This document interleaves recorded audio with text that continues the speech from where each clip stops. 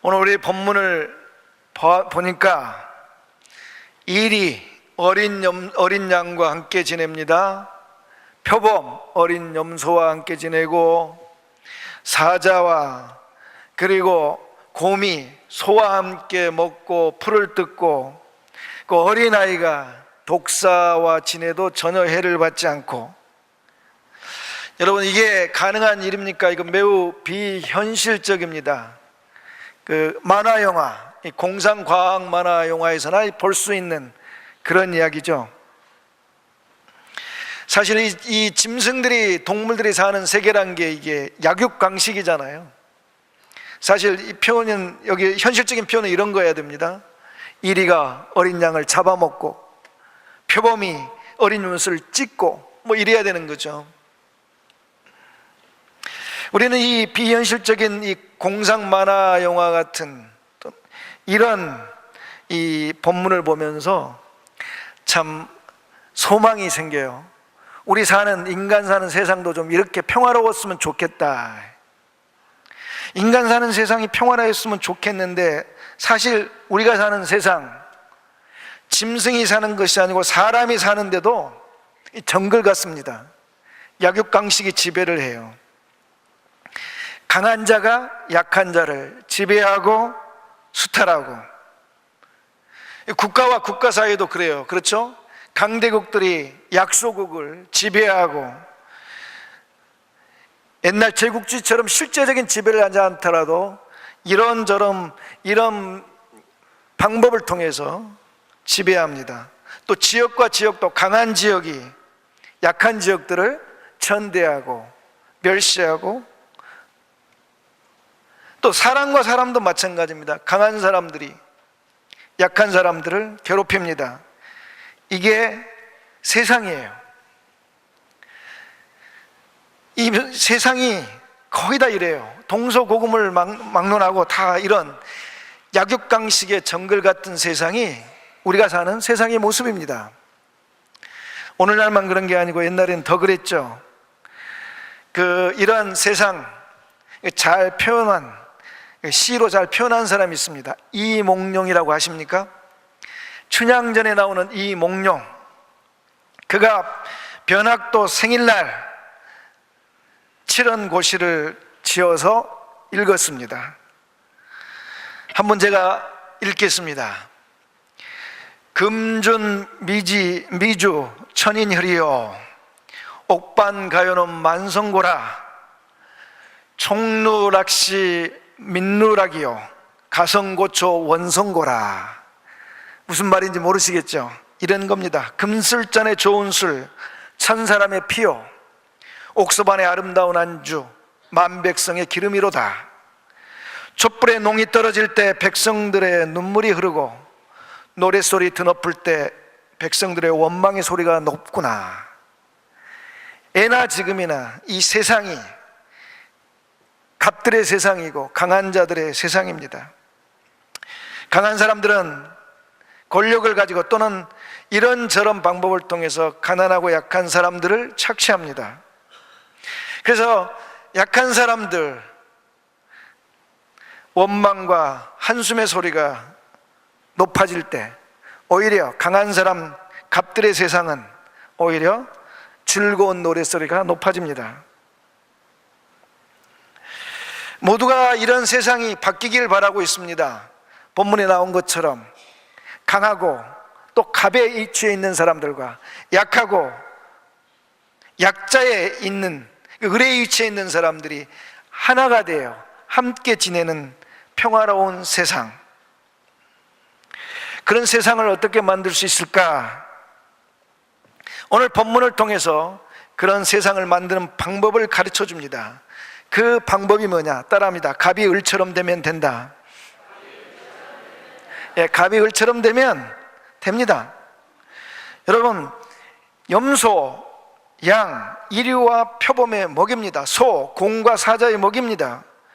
여러분, 어린 염소, 어린 양이 이리와 표범에게 대항할 힘이 없습니다. 소들은 덩치가 크지만 곰과 사자를 이기지 못합니다. 여러분, 염소와 양이 평화를 아무리 원한다고 평화가 이루어지는 게 아닙니다. 노력한다고 되는 게 아니에요. 두 집단 사이에 평화, 이 열쇠는 바로 갑에게 있습니다.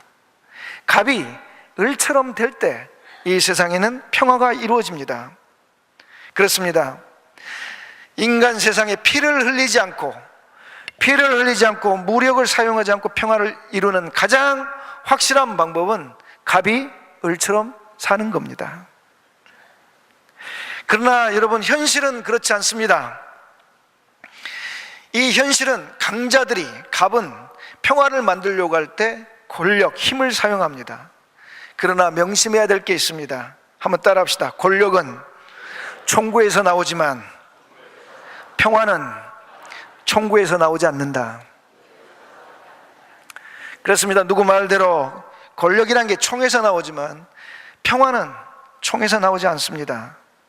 그래서 이 세상 사람들은, 특별히 힘을 가진 사람들은 무슨 일이든 해결을 힘으로 하려고 합니다. 지위로 하려고 합니다.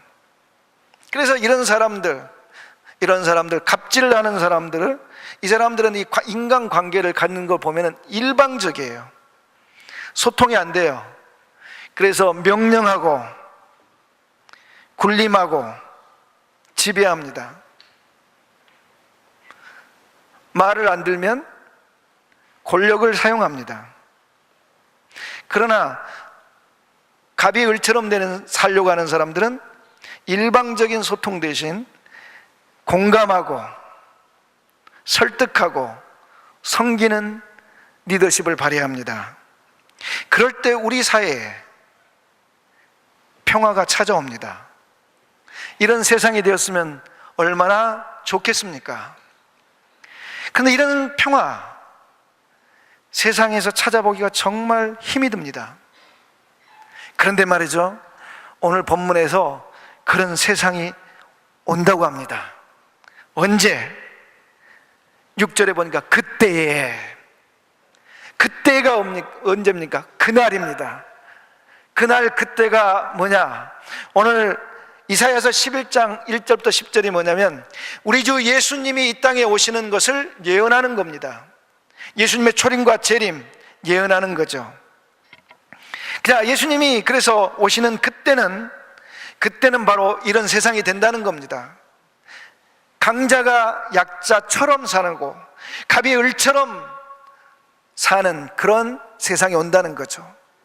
궁금한 게 있습니다. 그러면 예수님은 어떻게 그런 세상을 만드시는가 하는 거죠.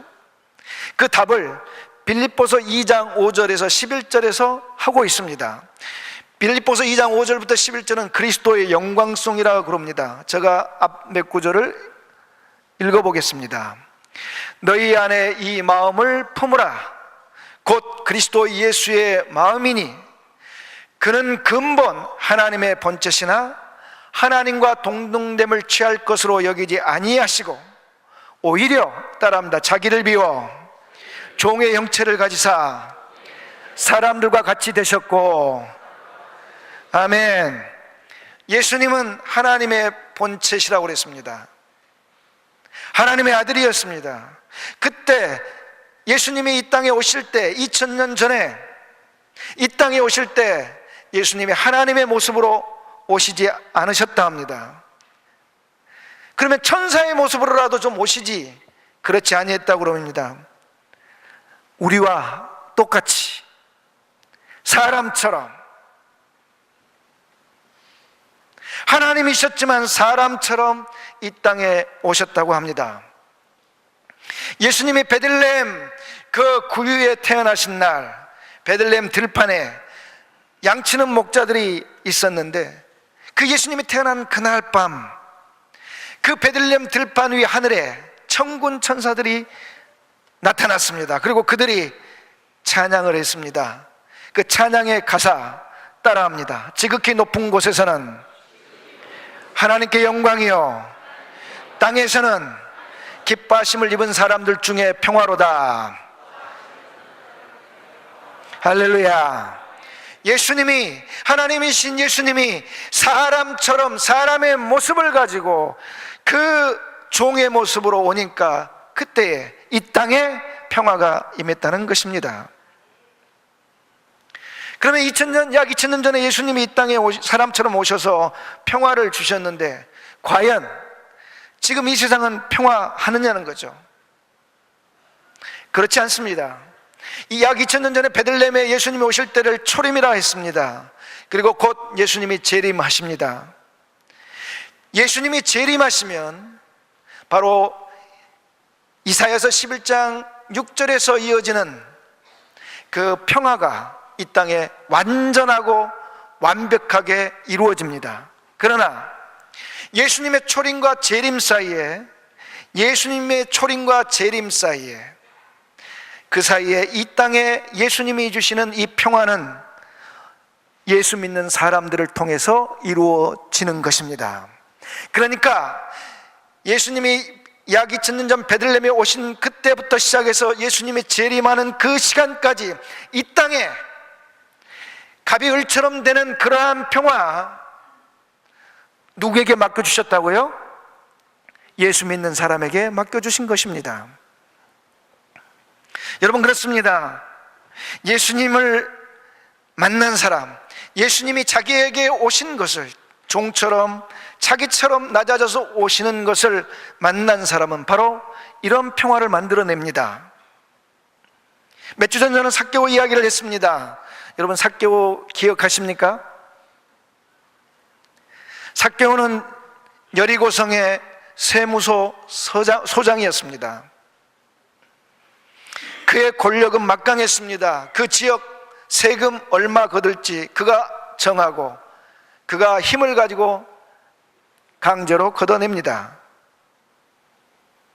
그의 돈은 날이면 날마다 재산이 많아집니다. 세상적으로 보면 갑이죠. 그러나 그 여리고성 사람들과는 그는 등을 집니다. 아무도 삭개오와 평화하지 않습니다. 손가락질하고 뒤에서 욕하고. 그러나 신앙적으로 종교적으로 삭개오는 을입니다. 신앙적으로 종교적으로 갑이었던 종교 지도자들 삭개오를 향해 손가락질하고 배척했습니다. 그런 삭개오에게 예수님이 그의 집에 들어가서 함께 먹고 마시며 지냈습니다. 종교 지도자들과 사람들이 손가락질하며 수군거리며 예수님을 비난했습니다. 아니, 지금 하나님의 아들이라, 그리고 구세주라고 메시아라고 한 사람이 어떻게 죄인처럼 죄인의 집에 들어가 죄인과 함께 지낼 수 있는가?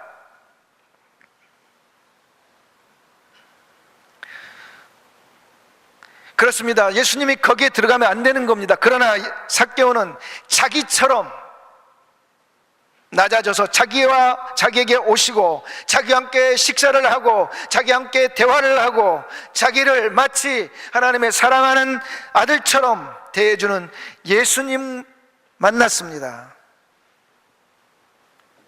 그러자 그에게 일어나는 변화가 뭡니까? 주여, 나의 재산 절반 팔아서 가난한 사람들에게 주겠습니다. 내가 속여 빼앗고 사기쳐 빼앗은 거, 강탈한 거 있으면 4배 갚겠습니다. 자기처럼 낮아져서 자기에게 온 예수님을 만난 삭개오, 그도 가난한 사람처럼, 힘이 없는 사람처럼 행동을 하기 시작합니다. 그곳에 평화가 임합니다. 할렐루야. 그렇습니다. 예수님을 믿는 우리가 예수님처럼 하면 우리 주변에 평화가 임합니다. 갑이 을처럼 되는 것, 바로 이게 모든 만민이 누리는 평화의 열쇠입니다. 갑이 을처럼 되는 것은 바로 낮아지는 겁니다. 낮아지는 것은 주는 것입니다. 양보하는 것이고 지는 것이죠. 여러분, 싸움과 전쟁이 있는 곳에 공통점이 있습니다. 뭔지 아십니까? 그건 바로 이겁니다. 높아지는 겁니다. 내가 옳다는 거예요. 주는 것이 아니라 빼앗는 겁니다. 양보하는 것이 아니라 독점하는 겁니다. 못 내나. 그래서 항상 이겨야 되고 승리해야 됩니다. 그런 곳에 가면 갈등, 긴장, 그것이 지속이 되면 싸움,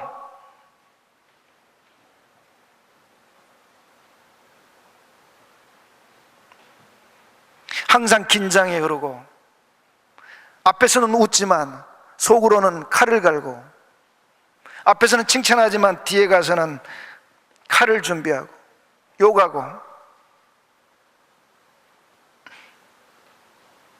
이것이 갑질하는 세상의 모습이고, 권력자가 권력을 과도하게 사용하는 세상입니다. 우리나라는 제가 보기에 세계 어느 나라보다 긴장과 싸움, 갈등이 심한 나라입니다. 그런데 오늘날 대통령과 국민 사이에도 긴장이 흐르고 갈등, 싸움이 됩니다. 해결 방법은 하나입니다. 예수님처럼 하면 됩니다. 국민의 수준으로 내려오는 거죠. 국민과 함께 눈물을 흘린 거고,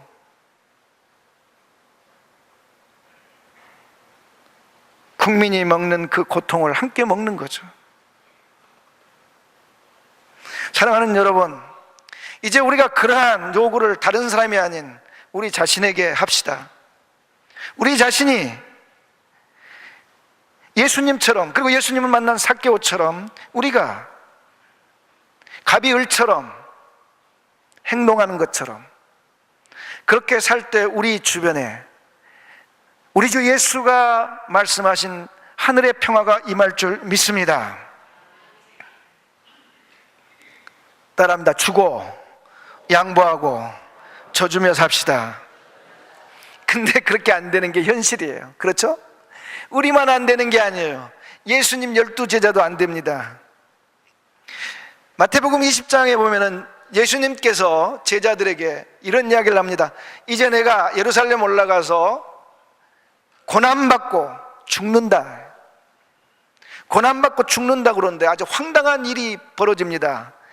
예수님께서 고난받고 죽는다 그러는데, 예수님 12제자 중 야고보와 요한의 어머니가 두 아들을 데리고 예수님 앞에 옵니다. 부탁하죠. 예수님 예루살렘 가서 당신의 나라를 회복하시면 당신의 좌우편에 우리 두 아들을 앉혀주세요. 그러니까 예수님이 하나님 나라 회복하면 좌의정 우의정 시켜달라는 거죠. 예수님 얼마나 정말 황당했겠습니까? 그런데 더 황당한 일이 있습니다. 이 요한과 야고보, 그 어머니가 이 산모자가 하는 걸 보고 제자들이 분노했다고 그랬습니다. 저런, 그 자리가 누구 자리인데?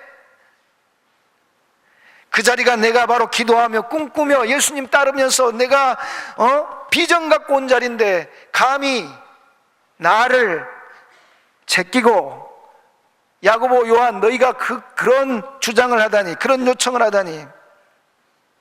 그러면서 제자들 사이에 뭐가 생깁니까? 갈등이 생깁니다. 긴장이 흐릅니다. 반목. 그래서 예수님이 제자들을 부릅니다. 그리고 예수님이 말씀하십니다. 뭘 말씀하시죠? 평화하는 방법. 따라합니다. 인자에 온 것은 섬김을 받으려 함이 아니라 도리어 섬기려 하고 자기 목숨을 많은 사람의 대속물로 주려 함이라. 제자들아, 내가 이 땅에 온 것은 다른 사람처럼 권력을 가지고 힘을 가지고 갑질하러 온 게 아니다.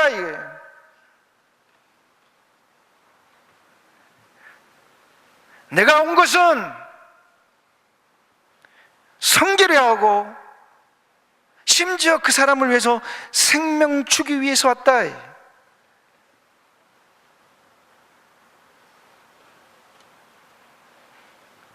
여러분, 이게 바로 평화를 만드는 방법입니다.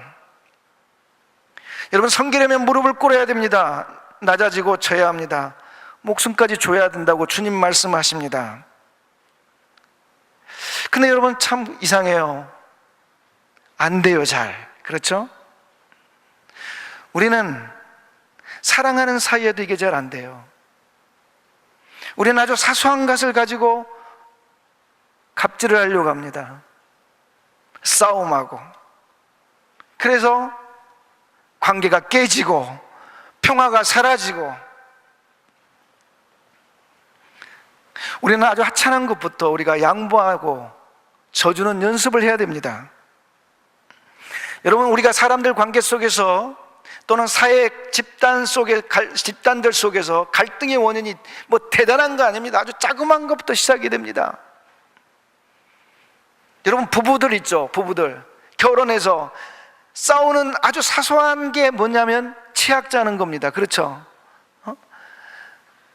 한쪽은 중간부터 짜고 한쪽은 밑에서부터 짜는 거라. 이 밑에서 짜는 사람이 화가 나는 거라. 밑에서부터 짜면 될 걸 왜 중간에서 짜냐고요? 그러면 중간에서 짜는 쪽이 이야기합니다. 아니, 중간에서 짜면 어떠냐고.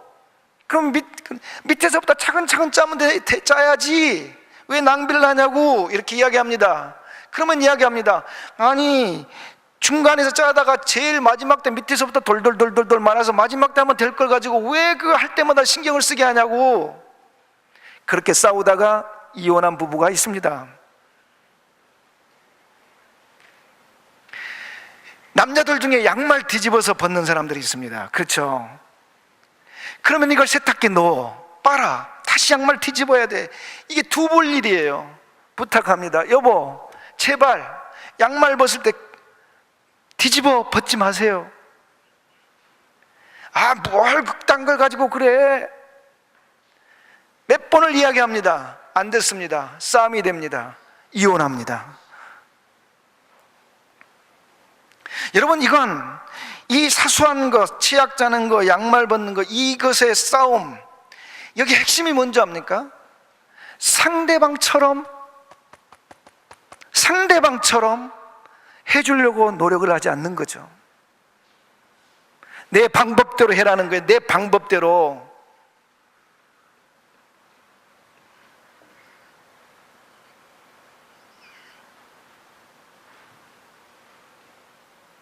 우리는 인간관계 속에서 또는 집단과 집단 속에서 항상 나의 것을 주장합니다.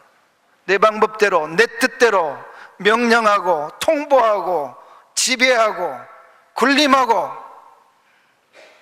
그러니 그곳에 갈등이 있고 긴장이 있고 싸움이 있는 겁니다. 예수님은 지금 제자들에게 요청하는 거예요. 얘들아, 내가 온 것은 바로 저주소, 생명 내놔서 평화를 만드는 거야. 근데 우리가 예수님을 믿고 설교를 많이 듣고 신학교를 가고 공부를 많이 해도 그게 안 됩니다. 여러분, 그건 끊임없이 나에게 오시는 주님. 여러분, 예수님이 우리에게 오실 때 우리에게 이기려 오시지 않습니다.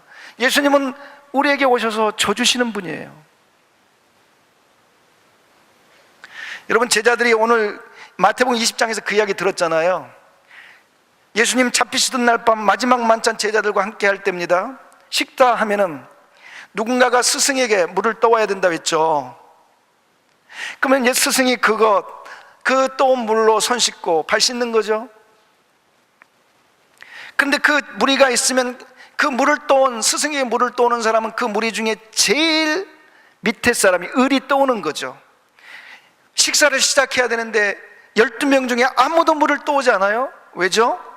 다 갑이라고 생각하는 거예요. 내가 갑이야. 내가 지금 물 떠와서 예수님께 주면 나는 을이 되는 거야. 못해.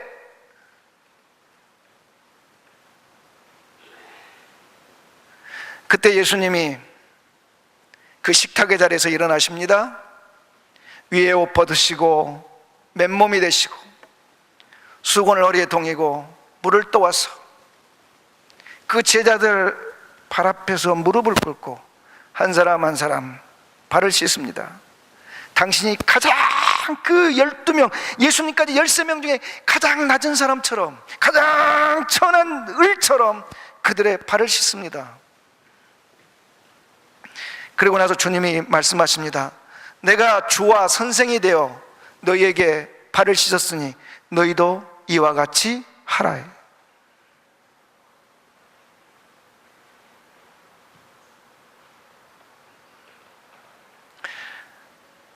여러분, 우리에게 오시는 예수님이 구원을 하러 오셨지만 매일의 삶 속에서 주님이 우리들의 삶 하나하나 속에 주님이 보여주시는 건 뭐냐면, 주님이 저를 이기지 않고 우리를 이기지 않고 주님께서 우리에게 져주십니다. 그래서 오늘 또 우리는 죽지 않고 죄인이면서 악한 죄를 저지르고 악한 생각을 하며 주님 말씀에 불순종하는데도 오늘도 우리는 죽지 않고 살아가는 겁니다. 주님이 우리에게 져주시기 때문에.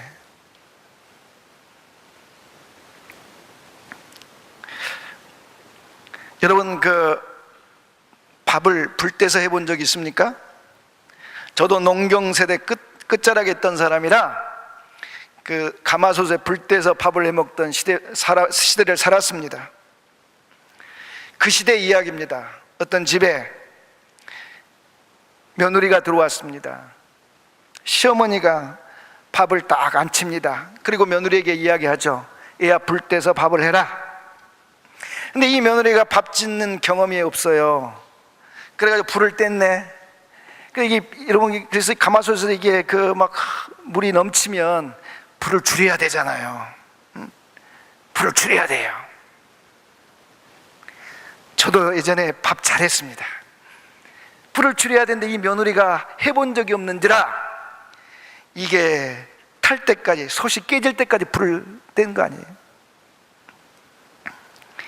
시어머니가 딱 들어와서 보고는 놀래가지고, 딱 보니 며느리가 막 어쩔 줄 몰라 하는 거예요. 시어머니가 말합니다. 애야, 내가 물을 너무 적게 부어서 그렇게 됐다. 내가 밥을 안 칠 때 물을 너무 적게 부었거나 미안하다. 들어오던 시아버지가 이걸 보고 뭐라고 이야기합니까? 아니야, 내가 이 부엌에다가 나무를 너무 많이 갖다 줘서 그런 거예요. 신랑이 들어오면서 그걸 보고 말합니다. 아닙니다, 제가 너무 물을 적게 길러와서 그렇습니다.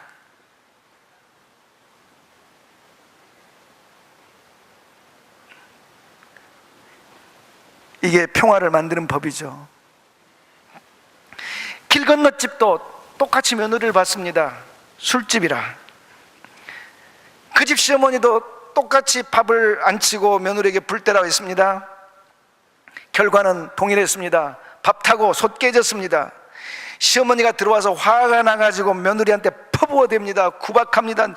너는 시집 오기 전에 뭐 했냐? 너는 이렇게 머리가 있냐 없냐부터 시작해서 막 큰 소리로 그냥. 며느리가 어머니, 내가 일부러 그랬냐고 같이 막 해댑니다. 시아버지가 들여와서 보고는 며느리한테 어디서 배워먹지 못한 버릇을 감히 시어머니한테 말대꾸야 하면서 호통을 칩니다. 새신랑이 보고, 아들이 보고 자기 새 색시에 뺨을 때립니다. 부모에게 말대꾸한다고. 그러면 새 신부가 죄송해요 그랬겠어요? 악수고 대들죠. 그 집에 평화가 있겠습니까? 어디서부터 평화가 잘못된 겁니까? 위에서부터 잘못된 거라. 사랑하는 성도 여러분, 이제 이 이야기를 다른 예화거리로 돌리지 말고, 다른 사람에게 돌리지 말고 우리 자신에게 한번 이야기해 봅시다. 여러분은 이 두 집 중 어느 집에 속합니까?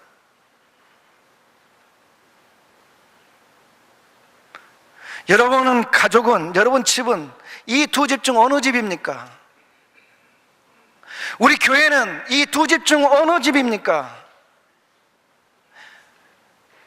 내가 서 있는 그 회사, 내가 살고 있는 그곳은 어느 집입니까? 여러분, 로마서 8장에 온 피조물들이, 모든 피조물들이 하나님 자녀가 나타나기를 탄식하며 고대한다고 그랬습니다. 그들은 평화를 보고 싶어하고 평화를 누리기를 원합니다. 그래서 오늘도 온 세상 사람들이 교회를 바라보고 예수 믿는 사람들을 바라봅니다. 예수 그리스도가 주신 평화가 교회에 있는 모습을 보기를 원하고 예수 믿는 사람들을 통해서 만들어지는 것을 보기를 원합니다. 그 예수 믿는 사람들을 통해서 그 평화를 맛보고 싶어 합니다.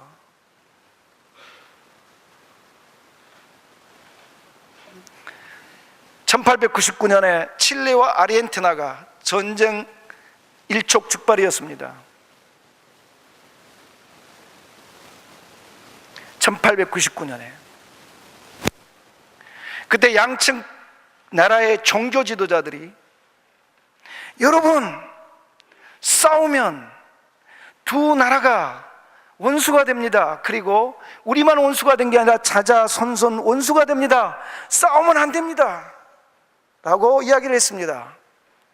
정치 지도자들을 설득을 했습니다. 그래서 두 나라가 뭘 했느냐, 양쪽 나라의 대포를 녹여서 예수 그리스도의 상을 만들어서 양쪽 국경에 있는 안데스 산맥 산높 정상에다가 동상을 세웠습니다.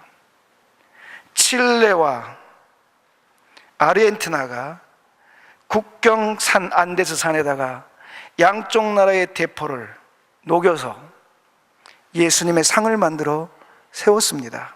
그 이후로 칠레와 아르헨티나는 지금까지 이웃하였지만 전쟁이 없습니다. 이게 바로 예수 그리스도가 만드는 평화입니다.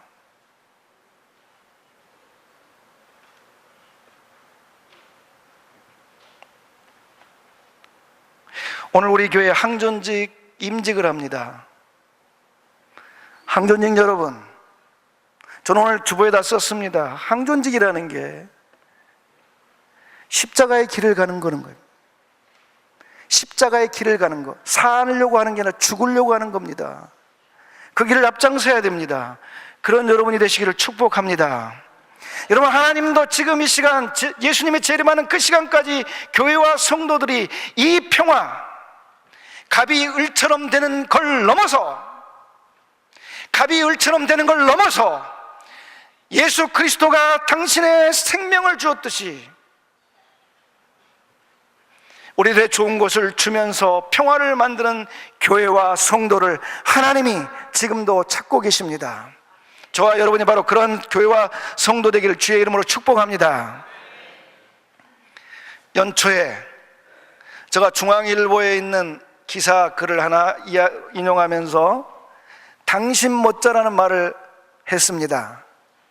따라합시다. 당당하게 살고 신나게 살고 멋지게 살려면 어떻게 해야 된다고요? 저주어야 한다. 그 사람이 예수 믿는 사람이냐 아닌지는 모르겠습니다. 그러나 그에게 이 통찰, 그 통찰은 바로 예수 그리스도가 주신 통찰인 줄 믿습니다. 사랑하는 성도 여러분, 오늘도 대림절 둘째 주일이 시작됩니다. 이번 한 주 동안 저와 여러분 저주는 한 주를 살기를 원합니다. 그래서 저와 여러분들이 있는 곳, 우리 교회가 있는 곳에 우리 주 예수 그리스도가 주신 평화가 강물처럼 흐르는 역사가 일어나기를 우리 주 예수의 이름으로 축복합니다.